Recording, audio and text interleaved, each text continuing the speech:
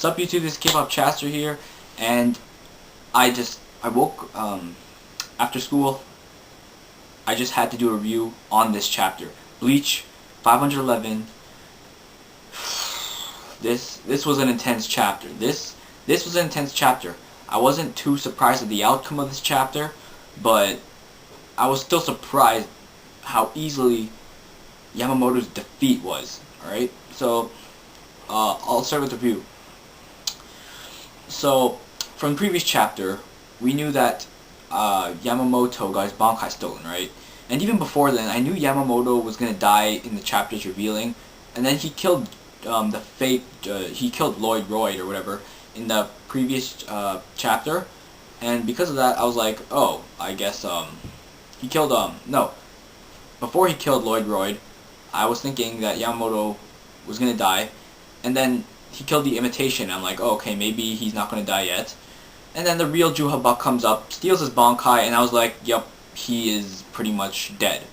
But I wasn't expecting that slash to cut him in half that easily. In the previous chapter, when Juha slashed him, I didn't think he would actually get cut in half like that easily. I thought it was going to be a big mortal wound or something, but I didn't think he was going to get cut in half. That just shows how strong Juha is. Sword swings are powerful. He is intense. He is strong. And so we see Yamamoto go down. A bit of flashback with Shunsui, you know, gotta fire the whole thing. So we see a flashback of that. Yamamoto gets cut in half, goes down, and at this point, you know Soul Society is screwed. I mean, Yamamoto was pretty much their motivation to fight, but he is dead, so their morale goes straight down to zero. And we see that when Shunsui realizes that Yamamoto's dead, and all the Soul Reapers realize he's dead, you know, they knew they were screwed.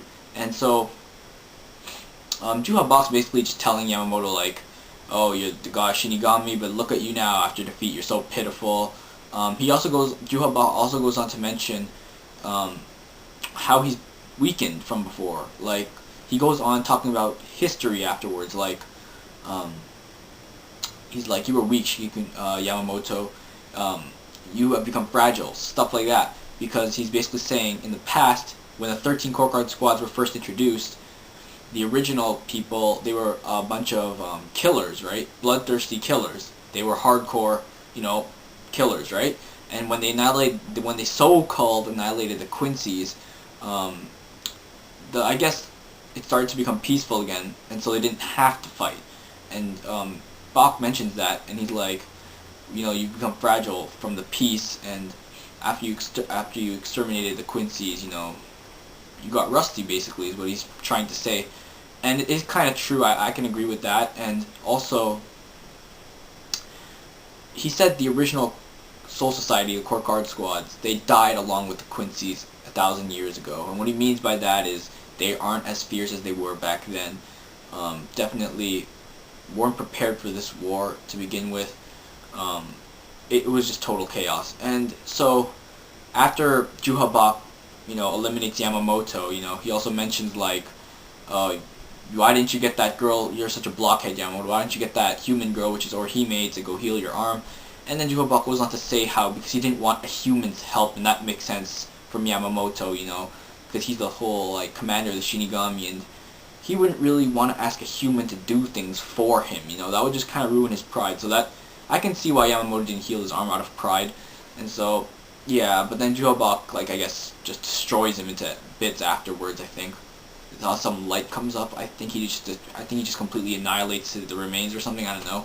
Other than that, that pretty much all the Shinigami realized that what just happened, that Yamamoto's down. Shunsui especially yells Yamaji, and, you know, lost his cool, and he gets shot by, what's his name? I forgot that, the Gun Quincy guy. We find out, well, from the manga reader translation, we find out that his right-hand man's name is Hashwald.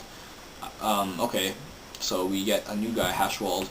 And so he tells them that Soul Society's, and Juha basically tells them, Soul Society's finished, tell the others to summon the soldiers, or the soldat, rather, in the translation. And so that Gunman Quincy uses the shadow thing and brings forth guess what? More soldiers, foot soldiers, I guess. But they're not your average foot soldiers because they actually seem pretty strong, to be honest. A bit higher up than the...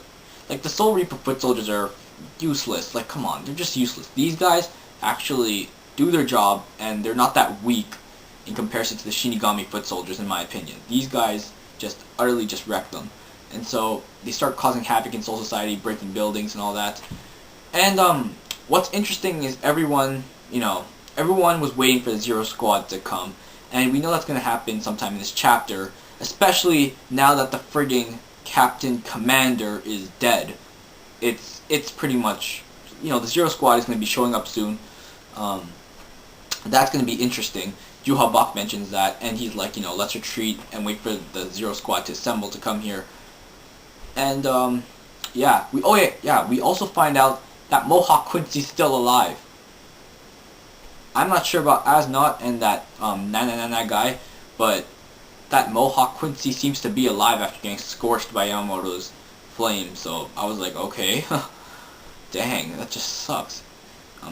Well, he's alive, and so yeah, we find that out. Still have to see whether Asnot and the other guy are actually totally dead. But as far as I'm concerned, that Mohawk Quincy still gets to live on.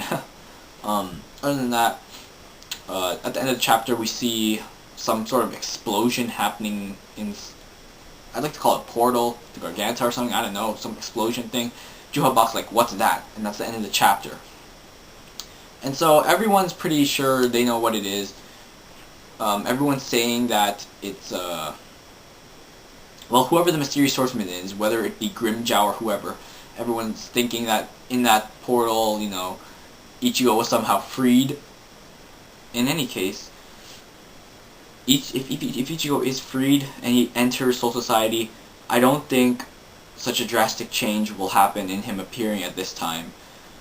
He is for sure not able, I don't think he's able to take on Bach just yet, even with his Bankai. I don't think that would be enough to take on Bach. That's just my opinion, though. I don't think he's strong enough to take on Bach after seeing what he did to Yamamoto. And also, I don't think he's definitely not going to take on Bach with having Yamamoto's Bankai in possession. For sure not. Soul Society is pretty much a total mess right now. The soldiers are, the soldats or whatever, are already like freaking destroying everything. There's still a few captain fights left, but they can only last, for so long. If Juha definitely decides to interfere and just cut down all the captains now, it'll definitely be the end for Soul Society. I'm not sure if Juha will do that, call a retreat, possibly. He could also just let the fight continue and he'll mind his own business. I don't know. I don't know what Aizen's going to do either. He's just chilling there, sitting. But, remember to leave your comments below in the description box. I want to hear those. What you think is going to happen in the next chapter, who you think that portal or that explosion in the sky was. Also you can comment like, what do you call this? What do you think will happen once Ichigo arrives? Do you think he'll make a difference at all? Do you think they've already retreated? Do you think that the Zero Squad will step in like right now in the next chapter, the next 2 chapters or so? So like, yeah, what do you think is going to happen? And just comment that. Remember to like and subscribe as well for more videos, and I'll see you guys later.